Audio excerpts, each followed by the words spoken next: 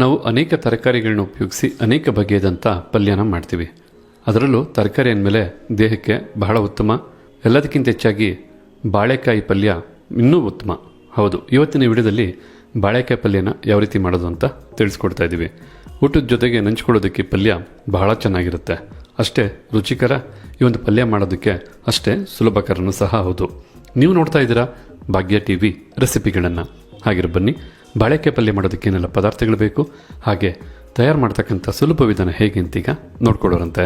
ಹೆಸರೇ ಹೇಳೋ ಹಾಗೆ ಬಾಳೆಕಾಯಿ ಪಲ್ಯ ಆಗಿರೋದ್ರಿಂದ ನಾವಿಲ್ಲಿ 2 ಬಾಳೆಕಾಯಿಗಳನ್ನ ತೊಗೊಂಡಿರ್ತಕ್ಕಂಥದ್ದು, ಹಾಗೆ 1 ಈರುಳ್ಳಿ, ಖಾರದ ಮೆಣಸಿನಕಾಯಿ 6, ಬ್ಯಾಡಗಿ ಮೆಣಸಿನಕಾಯಿ 2, ಕರಿಬೇವಿನ ಸೊಪ್ಪು ಸ್ವಲ್ಪ, ಕೊತ್ತಂಬರಿ ಸೊಪ್ಪು ಸ್ವಲ್ಪ, ಎಣ್ಣೆ 2 ಟೇಬಲ್ ಸ್ಪೂನಷ್ಟು, ಕಡಲೆಕಾಯಿ ಬೀಜ 2 ಟೇಬಲ್ ಸ್ಪೂನಷ್ಟು, ಕಡಲೆ ಬೇಳೆ 1 ಟೇಬಲ್ ಸ್ಪೂನಷ್ಟು, ಉದ್ದಿನ ಬೇಳೆ 1 ಟೇಬಲ್ ಸ್ಪೂನಷ್ಟು, ಧನಿಯಾ ಕಾಳು 1 ಟೀ ಸ್ಪೂನಷ್ಟು, ಜೀರಿಗೆ 1 ಟೀ ಸ್ಪೂನಷ್ಟು, ಎಳ್ಳು 1 ಟೇಬಲ್ ಸ್ಪೂನಷ್ಟು, ಮೆಂತ್ಯ ಕಾಳು 1/4 ಟೀ ಸ್ಪೂನಷ್ಟು, ಹಾಗೆ ಅರಿಶಿಣದ ಪುಡಿ ಸ್ವಲ್ಪ, ಸಾಸಿವೆ ಸ್ವಲ್ಪ, ಇಂಗು ಚಿಟಿಕೆಯಷ್ಟು, ಎಲ್ಲದಕ್ಕಿಂತ ಮುಖ್ಯವಾಗಿ ರುಚಿಗೆ ತಕ್ಕಷ್ಟು ಉಪ್ಪು. ಇದಿಷ್ಟು ಬಾಳೆಕಾಯಿ ಪಲ್ಯ ಮಾಡೋದಕ್ಕೆ ಬೇಕಾದಂಥ ಪದಾರ್ಥಗಳು. ಈಗ ಯಾವ ರೀತಿಯಾಗಿ ಬಾಳೆಕಾಯಿ ಪಲ್ಯ ಮಾಡೋದು ಅಂತ ನೋಡ್ಕೊಳ್ಳೋರಂತೆ.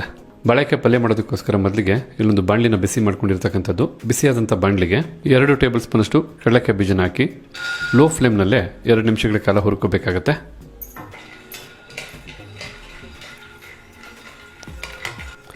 ಈಗಿಲ್ಲಿ ಲೋ ಫ್ಲೇಮ್ನಲ್ಲೇ ಕಡಲೆಕಾಯಿ ಬೀಜನ 2 ನಿಮಿಷ ಹುರಿದಾಯಿತು.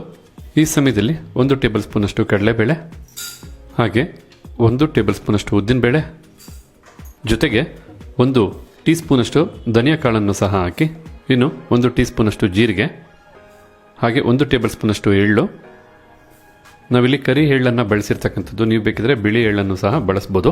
ಈ ಎಲ್ಲ ಪದಾರ್ಥಗಳ ಜೊತೆಗೇನೆ 1/4 ಟೀ ಸ್ಪೂನಷ್ಟು ಮೆಂತ್ಯ ಕಾಳನ್ನು ಸಹ ಹಾಕಿ, ಇನ್ನು ಖಾರಕ್ಕೋಸ್ಕರ 6 ಖಾರದ ಮೆಣಸಿನಕಾಯಿ, 2 ಬ್ಯಾಡಗಿ ಮೆಣಸಿನಕಾಯಿನೂ ಸಹ ಹಾಕಿ, ಈಗ ಈ ಎಲ್ಲ ಪದಾರ್ಥನೂ ಲೋ ಫ್ಲೇಮ್ನಲ್ಲೇ ಅಂದರೆ ಕಡಿಮೆ ಉರಿನಲ್ಲಿ 5 ನಿಮಿಷಗಳ ಕಾಲ ಫ್ರೈ ಮಾಡ್ಕೋಬೇಕಾಗತ್ತೆ. ಈಗ ತಾವು ನೋಡ್ತಾ ಇರ್ಬೋದು 5 ನಿಮಿಷಗಳ ಕಾಲ ಕಂಪ್ಲೀಟಾಗಿ ಈ ರೀತಿ ಮಿಕ್ಸ್ ಮಾಡ್ತಾನೆ ಲೋ ಫ್ಲೇಮ್ನಲ್ಲೇ ಇದನ್ನೆಲ್ಲ ಹುರಿದಾಯಿತು. ಈಗ ಬಿಸಿ ಇರ್ತಕ್ಕಂಥ ಈ ಪದಾರ್ಥ ತಣ್ಣಗಾಗಬೇಕು. ಅದಕ್ಕೋಸ್ಕರ ಒಂದು ಮಿಕ್ಸಿ ಜಾರ್ಗೆ ಹಾಕೋಬೇಕಾಗತ್ತೆ. ಮೊದಲಿಗೆ ಹುರಿದು ಬಿಸಿ ಇರ್ತಕ್ಕಂಥ ಪದಾರ್ಥ ಸ್ವಲ್ಪ ಹಾಗೆ ಬಿಟ್ಟರೆ ತಣ್ಣಗಾಗುತ್ತೆ. ಬಾಂಡೆಲೇ ಇದ್ದರೆ ಮತ್ತೆ ಹಾಗೆ ಬಿಸಿ ಕಂಟಿನ್ಯೂ ಆಗುತ್ತೆ ಅಂತೇಳಿ ಮಿಕ್ಸಿ ಜಾರ್ಗೆ ಹಾಕೊಂಡಿರ್ತಕ್ಕಂಥದ್ದು. ಇದು ಸ್ವಲ್ಪ ಹೊತ್ತು ತಣ್ಣಗಾದ್ಮೇಲೆ ಅದಕ್ಕೆ ಒಂದು ಮಟ್ಟಕ್ಕೆ ಪುಡಿ ಮಾಡ್ಕೊಳ್ತೀವಿ ಅಂತ ತಾವು ಸಹ ನೋಡೋರಂತೆ. ಈಗ ಈ ಒಂದು ಬಾಳೆಕಾಯಿ ಪಲ್ಯಕ್ಕೆ ಬೇಕಾದಂಥ ಒಗ್ಗರಣೆ ಮಾಡ್ತಕ್ಕಂಥ ಸಮಯ ಒಂದು ಬಾಣಲಿನ ಬಿಸಿ ಮಾಡ್ಕೊಳ್ಳೋಣ. ಹಾಗೆ ಬಿಸಿಯಾದಂಥ ಬಾಣಲಿಗೆ 2 ಟೇಬಲ್ ಸ್ಪೂನಷ್ಟು ಎಣ್ಣೆನ ಹಾಕಿ ಎಣ್ಣೆನ ಬಿಸಿ ಮಾಡ್ಕೋಬೇಕಾಗತ್ತೆ. ನಾವಿಲ್ಲಿ ನಮ್ಮ ಅಡುಗೆಗಳಲ್ಲಿ ಸನ್ಪ್ಯೂರ್ ಅವರ ಫಿಸಿಕಲಿ ರಿಫೈನ್ಡ್ ಸನ್ಫ್ಲವರ್ ಆಯಿಲನ್ನು ಬಳಸ್ತಾ ಇರ್ತಕ್ಕಂಥದ್ದು. ಏಕೆಂದರೆ ಈ ಎಣ್ಣೆಯಲ್ಲಿ ರಿಚ್ ಆಗಿರ್ತಕ್ಕಂಥ ವೈಟಮಿನ್ಸ್ ಎ, ಡಿ, ಇ ಹೇರಳವಾಗಿದೆ. ಹಾಗೆ ಈ ಎಣ್ಣೆಯಲ್ಲಿ ಯಾವುದೇ ರೀತಿಯಾದಂಥ ಕೆಮಿಕಲ್ಸ್ ಇಲ್ಲ, ಹೆಚ್ಚು ಕೊಲೆಸ್ಟ್ರಾಲ್ ಅಂಶ ಸಹ ಇರೋದಿಲ್ಲ. 100% ಪ್ಯೂರಿಟಿ ಆದಂಥ ಎಣ್ಣೆ.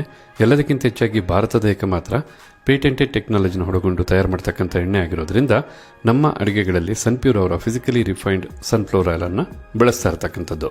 ಈಗಿಲ್ಲಿ ಎಣ್ಣೆ ಬಿಸಿಯಾಗಿದೆ. ಬಿಸಿಯಾದಂಥ ಎಣ್ಣೆಗೆ ಸ್ವಲ್ಪ ಸಾಸಿವೆ ಕಾಳನ್ನು ಹಾಕಿ, ಈಗಿಲ್ಲಿ ಸಾಸಿವೆ ಸಿಡಿದಾಯಿತು. ಸಾಸಿವೆನೂ ಸಿಡಿದಾದ ನಂತರ ಚಿಟಿಕೆಯಷ್ಟು ಇಂಗನ್ನು ಹಾಕಿ, ಜೊತೆಗೆ ಸ್ವಲ್ಪ ಕರಿಬೇವಿನ ಸೊಪ್ಪು ಮತ್ತು ಈ ರೀತಿ ಬಹಳ ಚಿಕ್ಕದಾಗಿ ಕಟ್ ಮಾಡಿದಂಥ ಒಂದು ಈರುಳ್ಳಿನೂ ಸಹ ಹಾಕಿ 2 ರಿಂದ 3 ನಿಮಿಷಗಳ ಕಾಲ ಮೀಡಿಯಂ ಫ್ಲೇಮ್ನಲ್ಲೇ ಇದನ್ನೆಲ್ಲ ಫ್ರೈ ಮಾಡ್ಕೋಬೇಕಾಗತ್ತೆ.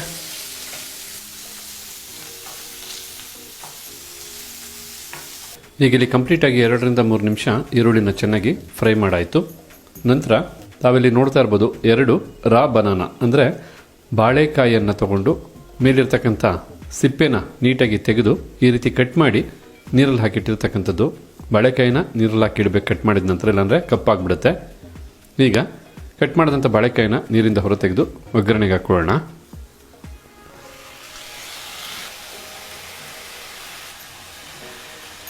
ಈ ರೀತಿಯಾಗಿ ಬಾಳೆಕಾಯನ್ನು ಹಾಕಾದ ನಂತರ ಸ್ವಲ್ಪ ಅರಿಶಿಣದ ಪುಡಿನ ಹಾಕಿ, ಈ ಒಂದು ಪಲ್ಯಕ್ಕೆ ಬೇಕಾದಂಥ ರುಚಿಗೆ ತಕ್ಕಷ್ಟು ಉಪ್ಪನ್ನು ಈ ಸಮಯದಲ್ಲೇ ಹಾಕಿ, ಈಗ ಉಪ್ಪೆಲ್ಲ ಬೆರೆಯೋ ಹಾಗೆ ಚೆನ್ನಾಗಿ ಮಿಕ್ಸ್ ಮಾಡ್ಕೋಬೇಕು. ಉಪ್ಪು ಮತ್ತು ಅರಿಶಿಣದ ಪುಡಿ ಚೆನ್ನಾಗಿ ಬೆರೆಯೋ ಹಾಗೆ ಮಿಕ್ಸ್ ಮಾಡಿದ ನಂತರ ಸ್ವಲ್ಪ ನೀರು ಅಂದರೆ ಒಂದು 50 ml ನೀರು ಹಾಕಿ, ಈ ಸಮಯದಲ್ಲಿ ಒಂದು ಲಿಡ್ಡನ್ನು ಕ್ಲೋಸ್ ಮಾಡಿ 5 ನಿಮಿಷಗಳ ಕಾಲ ಈ ಒಂದು ಬಾಳೆಕಾಯಿನ ಬೇಯಿಸ್ಕೋಬೇಕು. ಒಂದು 2 ರಿಂದ 3 ನಿಮಿಷ ಬಾಳೆಕಾಯಿ ಚೆನ್ನಾಗಿ ಬೆಂದಾದ್ಮೇಲೆ ಮಿಕ್ಸ್ ಮಾಡ್ಕೋಬೇಕಾಗತ್ತೆ ಲಿಡ್ಡನ್ನು ತೆಗೆದು. ಸರಿಸುಮಾರು ಒಂದು 2-3 ನಿಮಿಷ ಬಾಳೆಕಾಯಿ ಚೆನ್ನಾಗಿ ಬೆಂದಿರ್ತಕ್ಕಂಥದ್ದು. ಮೊದಲೇ ಹೇಳಿದಾಗೆ ಈ ಸಮಯದಲ್ಲಿ ಲಿಡ್ಡನ್ನು ಓಪನ್ ಮಾಡಿ ಒಮ್ಮೆ ಮಿಕ್ಸ್ ಮಾಡ್ಕೋಬೇಕಾಗತ್ತೆ. ಈ ರೀತಿ ಮಿಕ್ಸ್ ಮಾಡ್ಕೊಳ್ಳೋದ್ರಿಂದ ಬಾಳೆಕಾಯಿ ಎಲ್ಲ ಕಡೆನೂ ಎಲ್ಲ ಬಾಳೆಕಾಯಿ ಪೀಸ್ಗಳು ಸಹ ಚೆನ್ನಾಗಿ ಬೇಯೋದಕ್ಕೆ ಹೆಲ್ಪ್ ಆಗುತ್ತೆ ಅಂತ. ಒಮ್ಮೆ ಈ ರೀತಿ ಮಿಕ್ಸ್ ಮಾಡಿ ಮತ್ತೆ ಲಿಡ್ಡನ್ನು ಮುಚ್ಚಿ ಉಳಿದಂಥ ಸಮಯ ಬೇಯಿಸ್ಕೊಂಡ್ರೆ ಸಾಕಾಗುತ್ತೆ. ಬಾಳೆಕಾಯಿ ಮತ್ತೆ 2-3 ನಿಮಿಷ ಬೇಯ್ತಕ್ಕಂಥ ಈ ಸಮಯದಲ್ಲಿ ಆಗಲೇ ಬಿಸಿಯಾಗಿ ಹುರಿದು ಏನು ಮಿಕ್ಸಿ ಜಾರ್ಗೆ ಹಾಕಿದ್ವಲ್ಲ, ಪದಾರ್ಥ ಎಲ್ಲ ಕಂಪ್ಲೀಟಾಗಿ ತಣ್ಣಗಾಗಿದೆ. ಈಗ ಇದನ್ನು ಒಂದು 90% ಅಷ್ಟು ನುಣ್ಣಿಗೆ ಮತ್ತು ತರ್ತರಿಯಾಗಿ ಪುಡಿ ಮಾಡ್ಕೋಬೇಕಾಗುತ್ತೆ. ಈಗ ಇಲ್ಲಿ ನೋಡ್ತಾ ಇರ್ಬೋದು, ಮೊದಲೇ ಹೇಳಿದಾಗೆ ಒಂದು 90 ಭಾಗದಷ್ಟು ತರ್ತರಿಯಾಗಿ ಜೊತೆಗೆ ನುಣ್ಣಗೂ ಸಹ ಪುಡಿ ಮಾಡಿರ್ತಕ್ಕಂಥದ್ದು.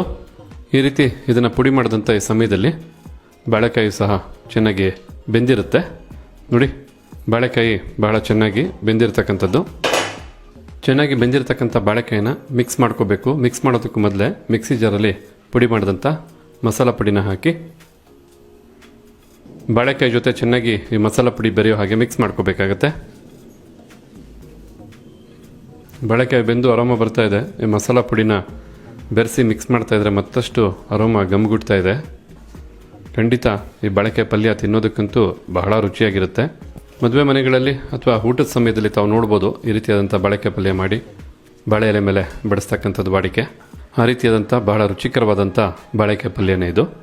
ಮಸಾಲ ಪುಡಿನೂ ಸೇರಿಸಿ ಚೆನ್ನಾಗಿ ಮಿಕ್ಸ್ ಮಾಡಿದ ನಂತರ ತಾವಿಲ್ಲಿ ನೋಡ್ತಾ ಇರ್ಬೋದು, ಬಾಳೆಕಾಯಿ ಪಲ್ಯ ಬಿಸಿ ಬಿಸಿಯಾಗಿ ಸಿದ್ಧವಾಗಿರ್ತಕ್ಕಂಥದ್ದು, ತಿನ್ನೋದಕ್ಕೆ ರುಚಿಯಾಗಿರ್ತಕ್ಕಂಥದ್ದು.